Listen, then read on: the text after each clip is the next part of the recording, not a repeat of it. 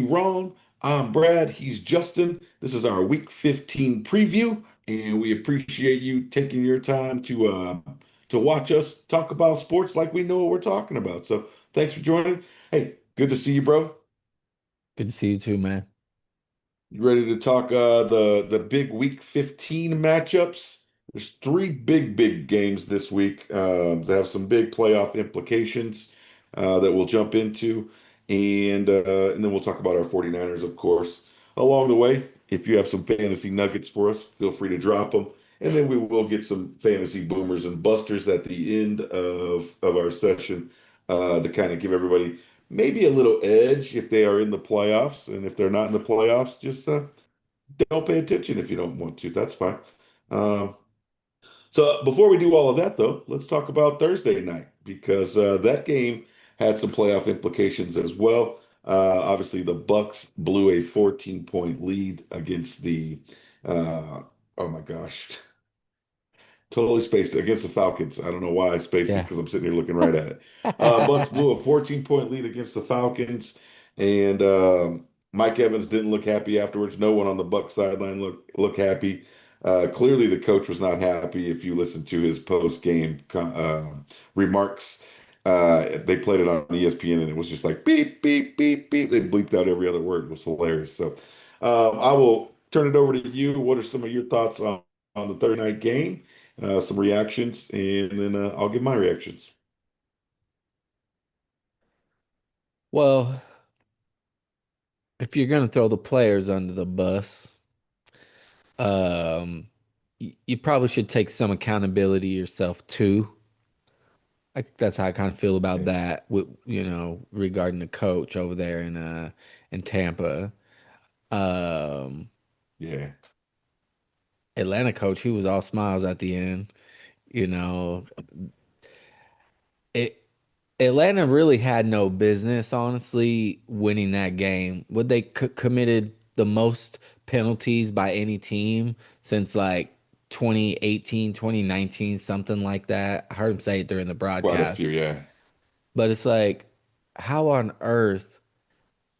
So that to me is where, you know, coaching comes into play. It's like you gotta have your team like pumped about taking advantage of all those opportunities.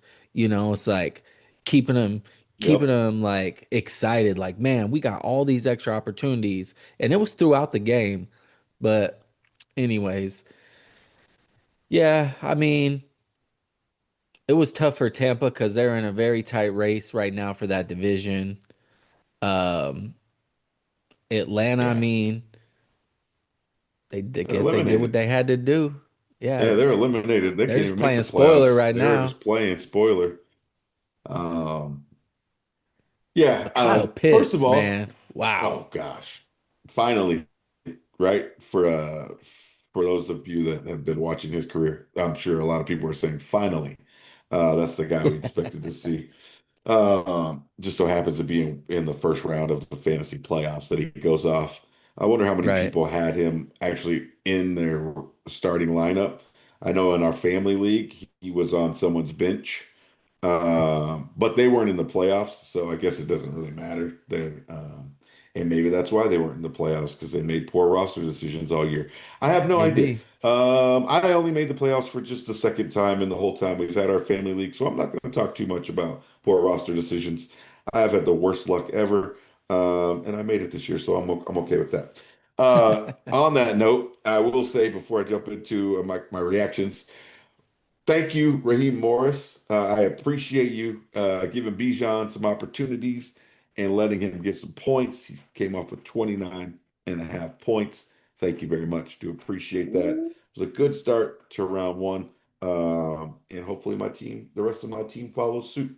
Now, with that being said, Tampa Bay Buccaneers are in free fall right now, man.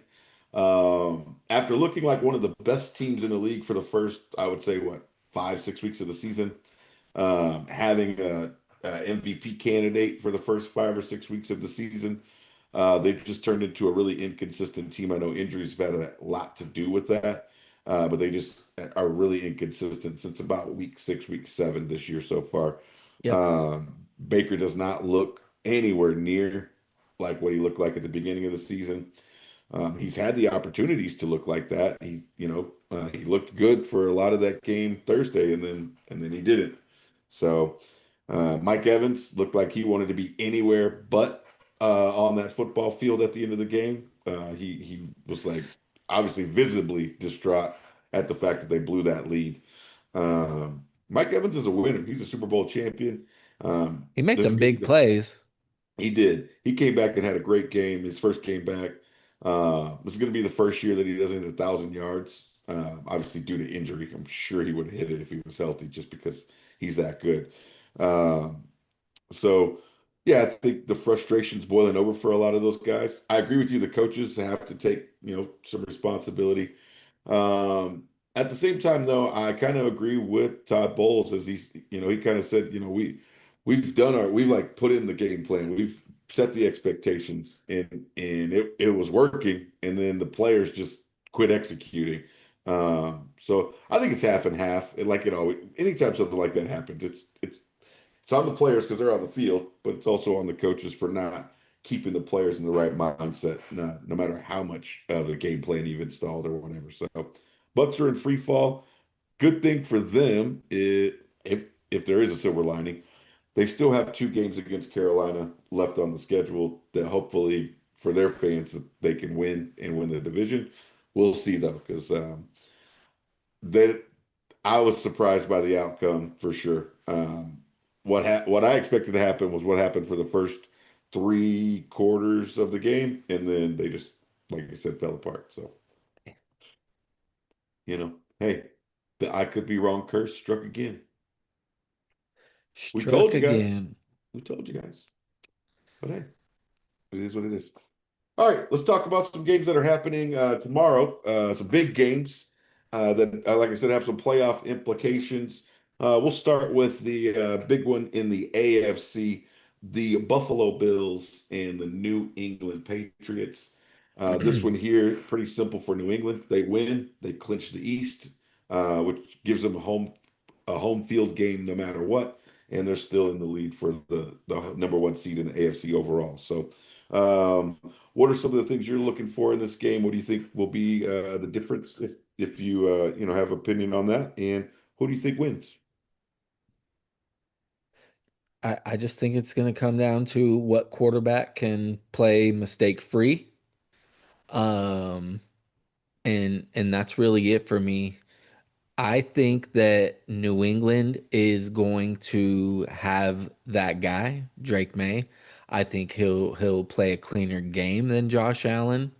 I think that this is going to be kind of a we're here game for New England in the sense that, obviously this is like their best season since Tom Brady Yeah. and that whole dynasty, was finished, right? And everyone coming into the season, I believe, including myself, was really expecting the Bills to remain the dominant, team in that division. And the Patriots aren't a fluke. And I think so that's kind of what I mean is like this game Okay. to them, they're gonna win the game, I think. Okay. Um, it'll probably be a good game, but Josh Allen's known for turnovers in games like these, especially against good defenses. So I do think that we'll see a couple of Josh Allen turnovers. Um, but this is going to be a game where New England goes and plays well and shows everyone like, all right, this is our division now. We have arrived. We're not a fluke. Bills are good, but they're not on our level anymore. Like we're back. And I know that's not what people want to hear though. Yeah, I don't think there's many fans that want to hear that the Patriots are back. Um, yeah, I think this is definitely an opportunity for the Patriots to make a statement and say, "Hey, we have arrived." Right? We're not, like you said, a fluke. I think a lot of folks are looking at their strength of schedule, which is the easiest in the league so far, and saying, "We'll see." That kind of explains it. But they're playing good. I mean, their offense is really good. They're number 7. I'm sorry, they're number 8 on offense in the league, Buffalo's number two. So it's two good offenses and two good defenses. Both are in the top 10. New England number seven, Buffalo number 10. So I think, like you said, it's going to come down to whichever quarterback can make the least amount of mistakes, make the plays where they need to be made, move the chains. As much as I want to pick New England because they're at home, I'm going to go with Buffalo. I'm going to take Josh Allen and James Cook. They got Bosa coming back after a 1 week absence. And I think that Buffalo, I still think New England's going to win the division. I just don't think they win it tomorrow. I think Buffalo holds, holds them off for one more week and they win. Close game, an exciting game. I think Josh Allen makes a play or two with his legs. They're on a 2 game winning streak right now. I know they struggled to slow down Cincinnati last week, but they also scored a ton of points too. So I know Cincinnati's defense is not that good, but it's going to be a fun game. I'm taking Buffalo just because I got to see it from New England one more time. Got to see it. I got to see it. I So mean, uh, I I I can't. would not be I think surprised if New England wins, the clearly. yeah. James Cook has to have a good game if Buffalo's going to win. And I know that Josh Allen also has to play mistake free, but Cook has to have a good game. His previous game against New England, he had 15 carries for 49 yards. He only averaged 3.3 yards a carry. Yeah. And so, Yeah, I agree. I'm just And then saying. you got to worry about Diggs. Diggs always has a big game against his old teams whenever he plays against them. So, like I said, I wouldn't be surprised. And when I pick Buffalo, it's like a 50.5% confidence in Buffalo and a 49.5% confidence in New England. So it's not a huge disparity in who I feel confident in the game. I also think it's going to be important for New England because their left tackle's out again. So whoever they got starting in his place, with Bosa coming back, that could be a matchup there that swings the Yeah. momentum. So Yeah. so we'll see. It'll be But a I good agree. I one. think James Cook has to have a big game. Again, Josh Allen has to have make some plays with his legs. And then on the flip side, Drake May could, really solidify himself in the MVP race and really make it a 2 man race between him and Matt Stafford. Stafford. Yeah. So, so it'll be fun. Be fun.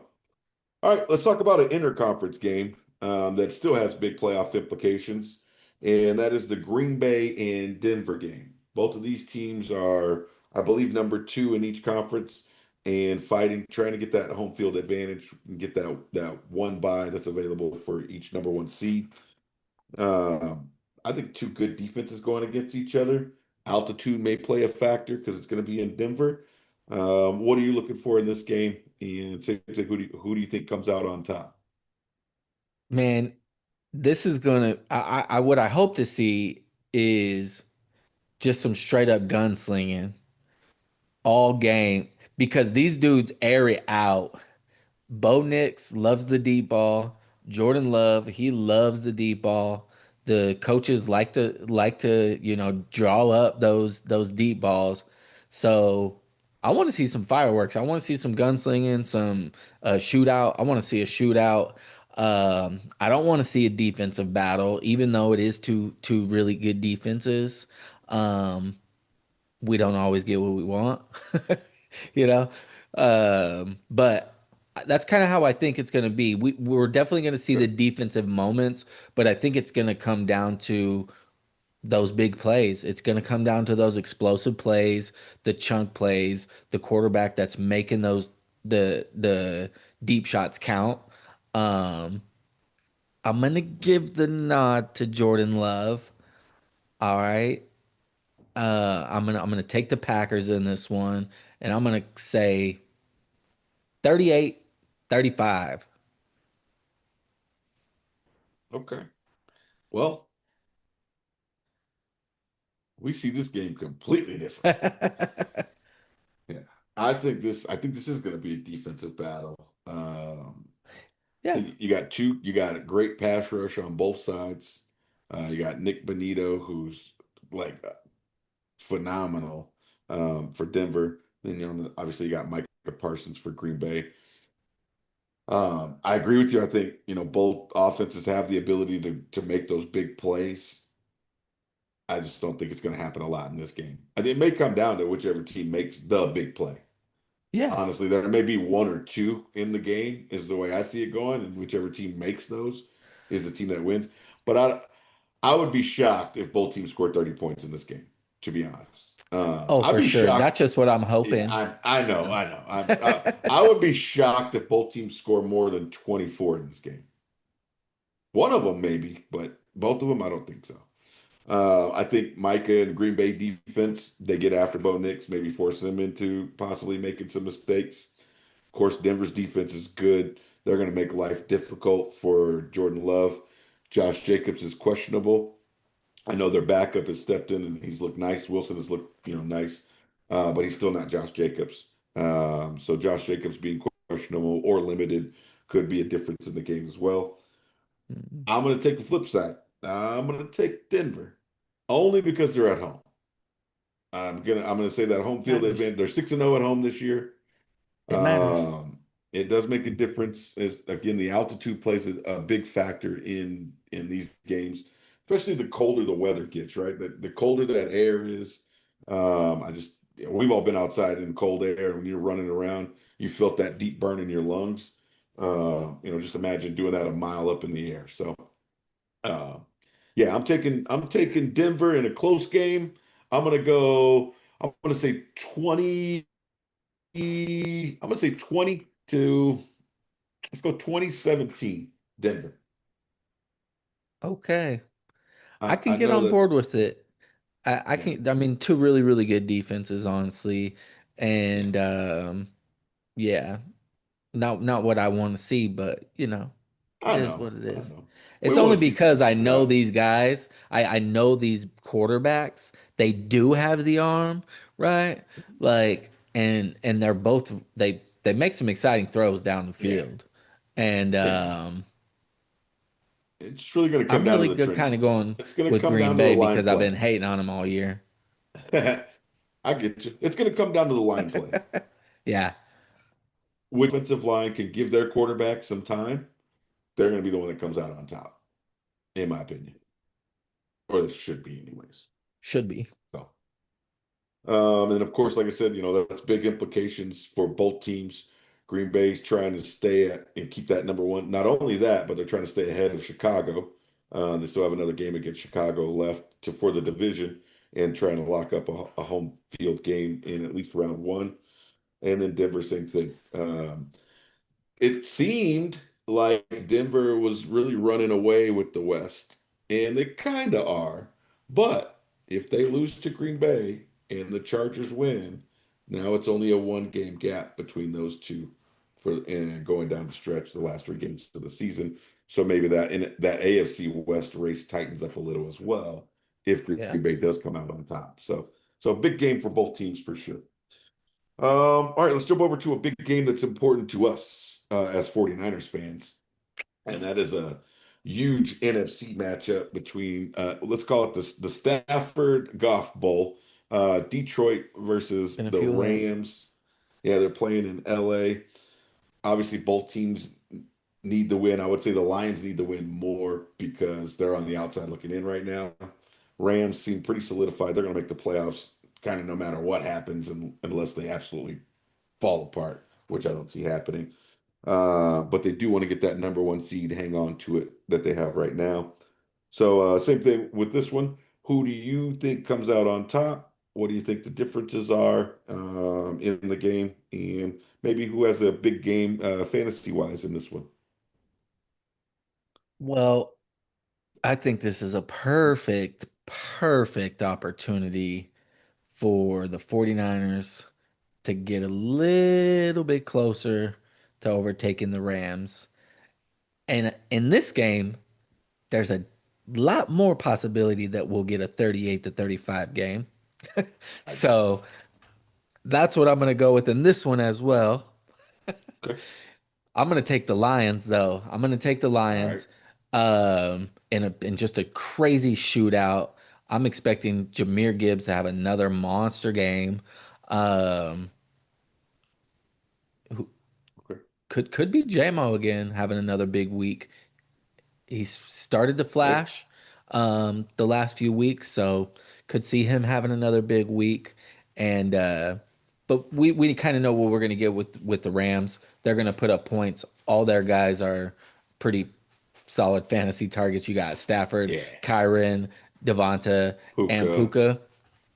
Good to go. If you yeah. have them, start them. Even Corum, Um, Blake Corum, he's getting a lot of run lately too. yeah, I I mean, wouldn't if say you're it's in a deeper 50-50 with league, Kyron. Yeah, I wouldn't say it's 50-50 with Kyron, but it's pretty close as far as the touches and activity. So, yeah, for sure. So I expect a shootout, a okay. lot of points, a high octane, super exciting game. What does it come down to? Just whoever can make a play, a good defensive play. Yeah. For probably late in the game, someone force a turnover and just a bad time, or I guess good time for them, bad time Yep. for the other team. Yeah. Yeah. Just I some honestly drama think in there. this game could just come down to whoever has the ball last. Yeah, It exactly. literally could come down to neither team makes a defensive play, and it's just whoever has the ball last, and they happen to score when the time runs out. Um, I expect a lot of scoring in this one too. I don't know if we quite get to 38-35 again, because they do got decent defenses. But I would not be surprised if they both get around that 30-point mark for sure. Yeah. I could see 30, 31, 28, something like that. Be a lot of fun. I think it's going to be a lot of fun. Again, a very important game for both teams. Detroit needs it more, like I said. Um, as much as I want to pick Detroit, because as a 49ers fan, we want the Rams to lose. It's true. As It's much true. as I want to pick Detroit, I gotta take the Rams. I gotta take the Rams just because Stafford's playing at an MVP level, just how good he's Yeah. playing right now. And I don't, I've never been a Matt Stafford fan, but I gotta give him his kudos this year. He's balling. And He's Detroit balling. secondary, as usual, is banged up. So I think that's where the edge comes in, and I'm gonna take LA in a close game. Like I said, I could see a 31-30 game. I could something like that. It's a one, comes down like I said to the Take last it. possession. So as much as I want to take Detroit, and I will be hoping Detroit wins for the 49ers' sake, I'm going to take the Rams because I just think they're a better team. Quarterbacks are playing at a better level, higher level, and I trust their coaching staff more. You know how I feel about Dan Campbell. Don't Yeah, trust him. yeah. You got to adapt at some point, Pretty make bad smarter luck on the decisions. fourth downs this year, that's for sure. Lately, especially. So, Yeah. all right, let's talk about the Niners real quick. Obviously, not a huge game as far as playoff implications. Hopefully, it doesn't shake up the playoffs. Um, what are you looking for in this game? I know Tennessee they played a really good game against a tough defense last week, so obviously they can move the ball, score some points. What are you looking for, and what do you expect? I just don't want them to fall into the trap, man. Don't fall See, into the trap coming off a bye week, going against one of the worst teams in the NFL.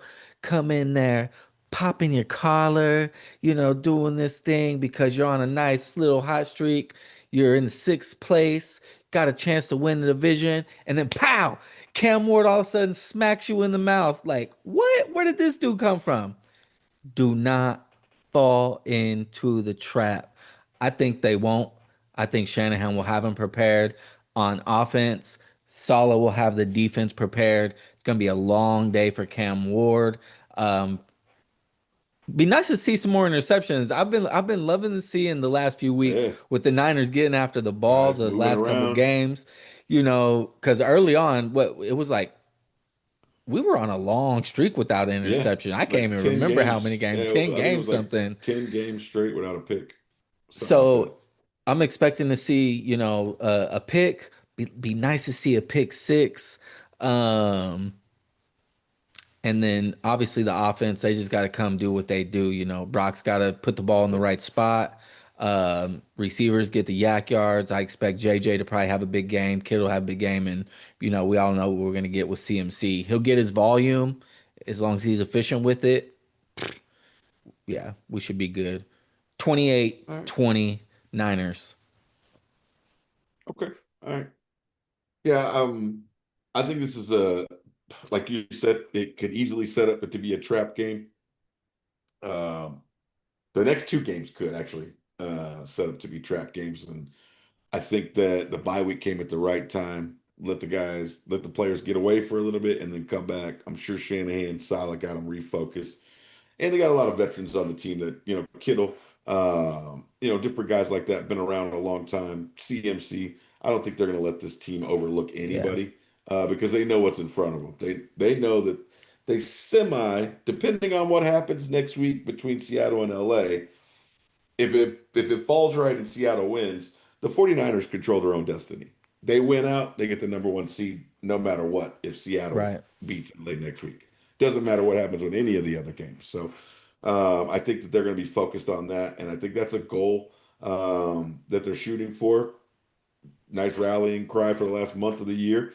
What I want to see, I want to see the defense come out and really, make life hard on Cam Ward and continue to see the young guys improve.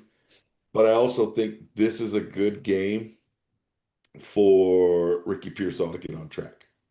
I want to see Ricky Pearsall get into the action, look more like he did at the end of last season, beginning of this season before he got hurt, and really kind of get involved in the offense some more. Since he's been back, not really much happening, not a lot of production from him. And I know he's just knocking off the rust.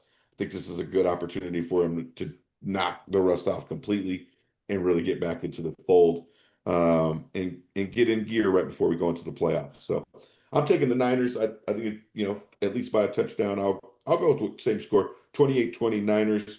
Hopefully it's by more than that, but I'll be happy with a tub win by a tub. So, Yeah, let's go. we and like I said, they're playing for the number one seed. That's Surprisingly, if, it. if somebody Every would week. if, if somebody would have told us at the beginning of the season, if you had sent us a list and said these are the guys that are going to miss games, these are how many games they're going to miss, and in week 15 you are going to be 9-4 with a chance to get the number one seed, I would have said you're absolutely crazy, right? But that just goes to show the Here coaching we job that are. Shanahan has done this year, and here we are. So That's right. let's go Seattle next week, and let's go Niners the rest of the season. All right. Before we talk about our last topic, I'm gonna kick it over to you and let you drop some fantasy nuggets on us. Who do you have as potential fantasy boomers and busters for round one of the fantasy playoffs in most leagues, unless your commissioner's a dumbass and did it in a different week. Yeah. Yeah. Oh, gotta love those commissioners, huh? Mhm. Um, all right. So my first boomer of the week is on a young team who is got an eye forward right now, got a great opportunity to win their division or at least give themselves a nice, more cushy lead late, which is the Carolina Panthers, Tet Okay. McMillan against the Saints. All right. Okay. So I'm going to go with Tet.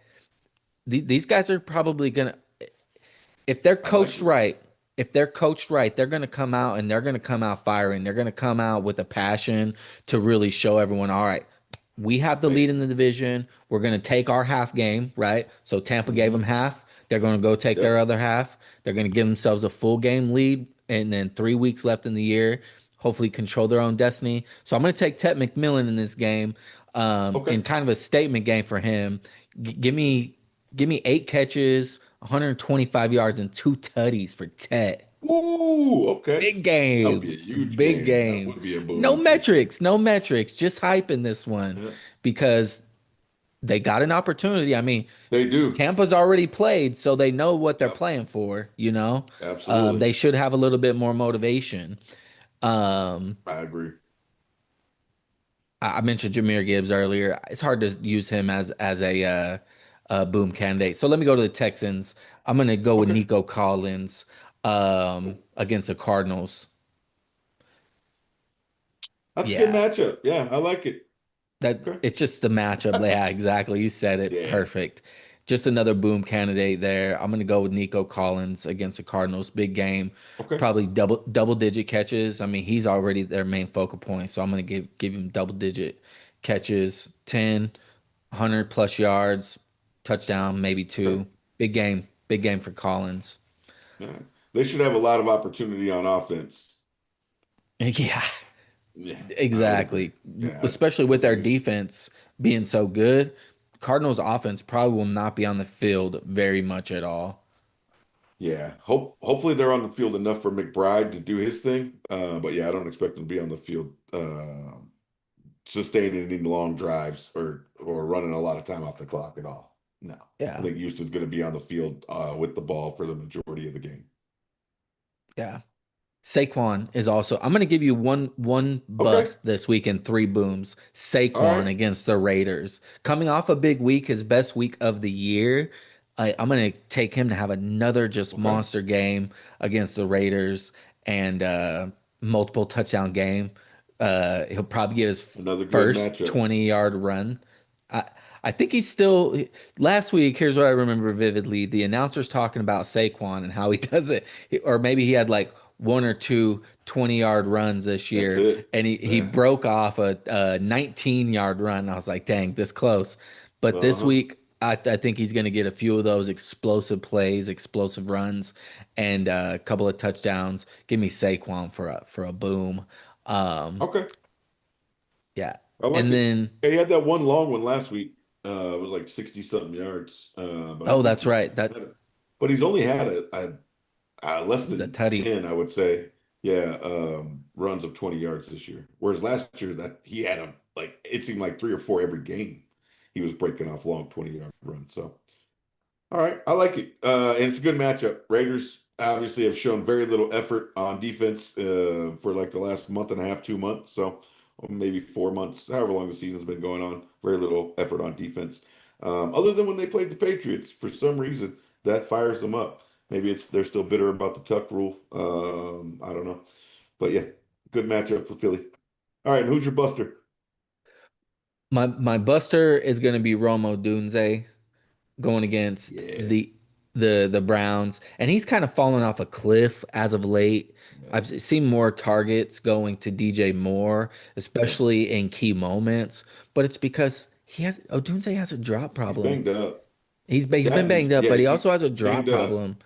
Yeah. So I'm gonna go with Odunze.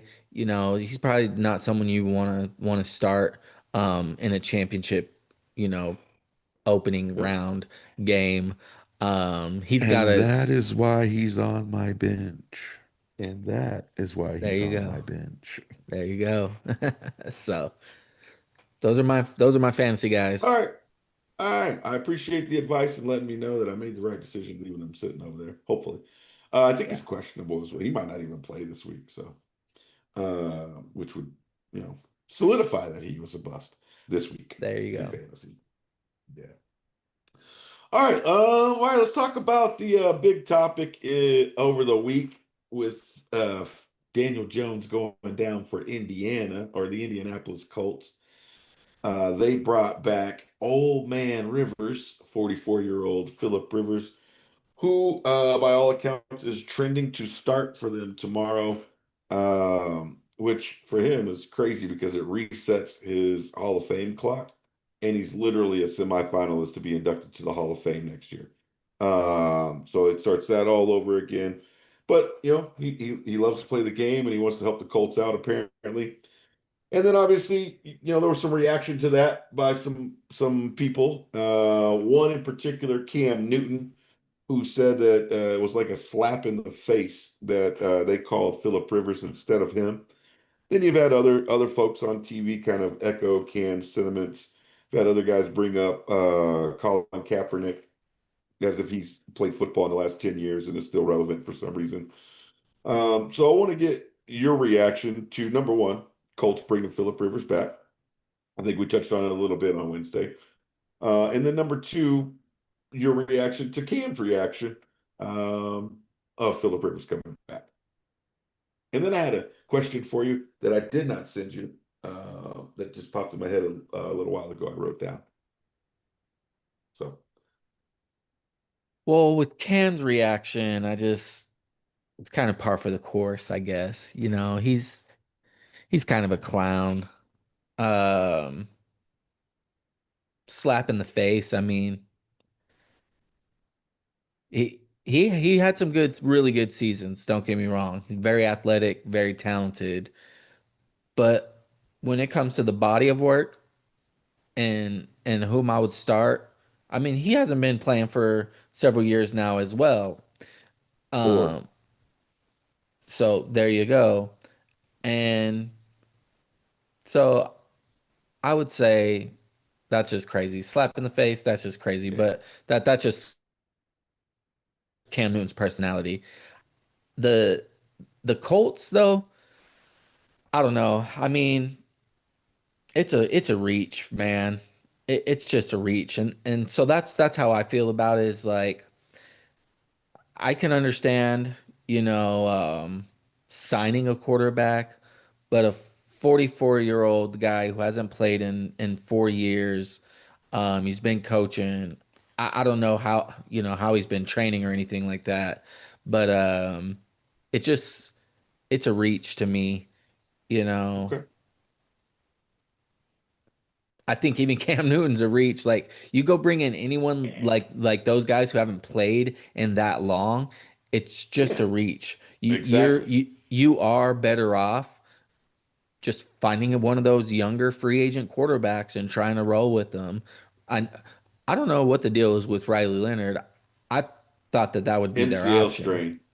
Uh, He's got an MCL strain.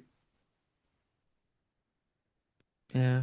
So, Well, I don't know. you know, I Maybe they think, really just feel like it. He gives them the best shot to win because his high school team used their offense and he was their last uh, like starting QB. yeah, possibly. Who knows?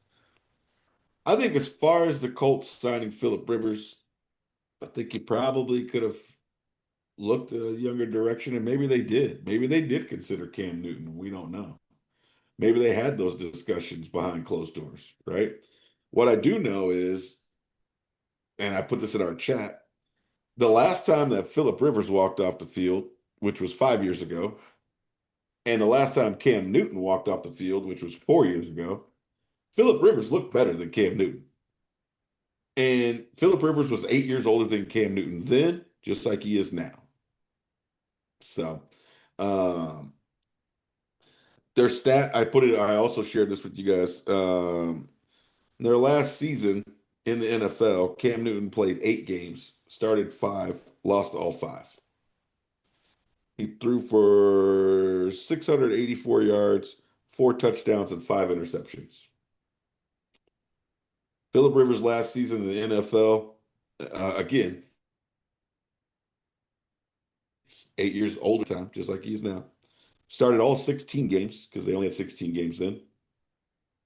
Won 11 of them, went to the playoffs, threw 24 touchdowns and 11 interceptions. I'm I know he's older, but if I have my choice between You those two, trust those numbers more, that's for sure. I'm I'm calling Philip Rivers. That's just all there is to it. And Over as Cam Newton fans, for we sure. as fans we can all go look back right again. And I said this in the chat as well. I'm not criticizing what Cam Newton can do on the football field or Philip Rivers because I can't do anything either one of them could do at all. But what I can do is go back and watch film and give my opinion on what I saw the last time each one of you played. And Cam, no, you were done. You were past your prime. You were beat up, man. You put your body through too much because of your skill set and because of how good you are, because of the Superman thing. You were worn out. You're beat up. I would get a guy back there, and I think that Michael Irvin tried to explain it, and then he kind of got confusing as well. But Michael Irvin explained it like this: you got players that process things pre-snap, and then you got players that process things post-snap. The Colts wanted someone that processed things pre-snap, and that's what Philip Rivers gives them. Cam Newton's more of a reaction quarterback who processes things post-snap after things start moving around. and that's just not Right. what they wanted to roll with. So yeah. Hey Cam, I don't think it was a slap in the face, man. I think you'd be all right. You're doing okay. You're on First Take. You're on your podcast. You're doing all these other things. I know you're working out. Try out for the UFL. Maybe you get a restart there, and then get up. Maybe a team Play some picks you flag up. football. Go join the Olympic Oh, team. go Team USA. There you go. I like it. All right. So I got a question for you before we get out of here because thinking about Phillip Rivers coming back and all these other players we're talking about, they were asked if they could. Patrick Willis was asked if he could come back, and he said, stay ready so you don't have to get ready. Obviously he's not coming back because he's in the Hall of Fame and all that good stuff.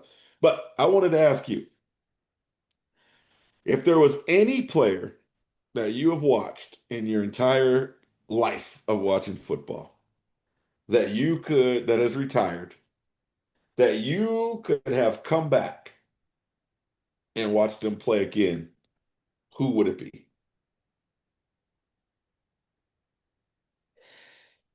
Man, I'll I'll be honest. I would love to see Jerry come and play right now in the league with these rules because you see what JSN's doing right now. I think he would eat him up. He would eat him up. He would yeah. Our boy Jerry the legend, man. He would definitely be feasting right now. So just for that sheer fact that like he's one of those guys where I would just love to see, or maybe Dan Marino in this era. Ooh, that's a Oh good my one. God. That's a good Damn. one. Dan Marino in this So, era with the way the rules yeah, are. yeah, Woo!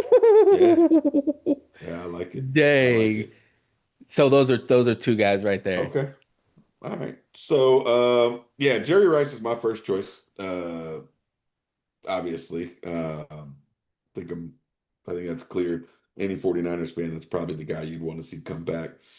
Um, to me, Jerry Rice is the greatest football player ever, period, no matter what position you play.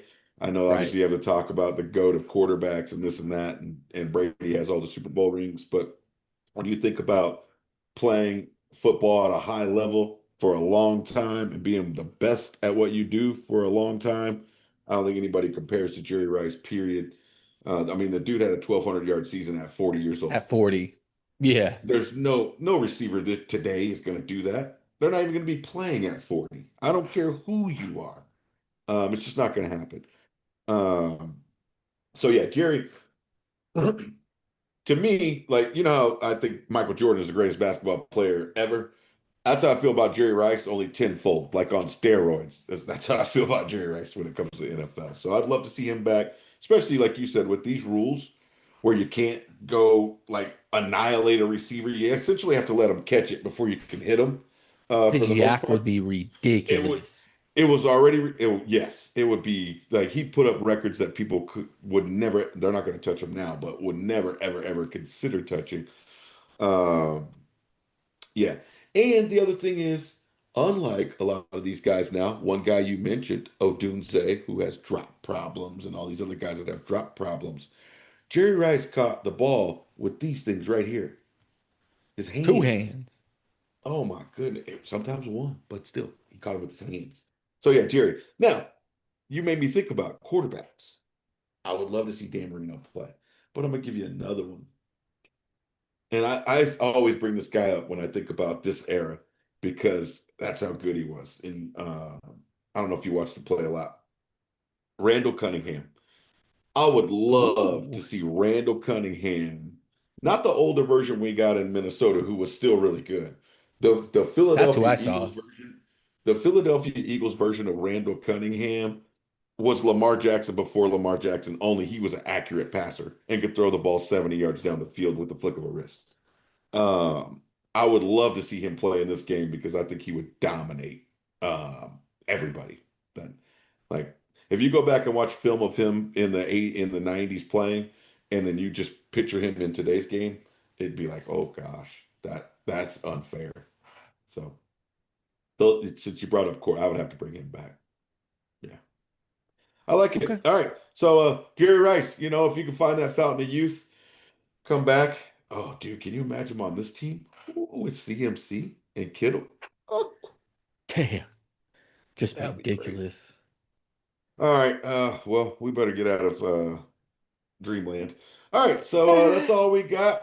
We hope you guys enjoyed watching our preview of Week 15. Don't forget to like, share, subscribe. Also, don't forget to hit up the I Could Be Wrong sports store and get your gear. The 15% off sale is going through the 15th of December, and then that's it. It's over. So grab your gear and make sure that you put some goal to go under the tree.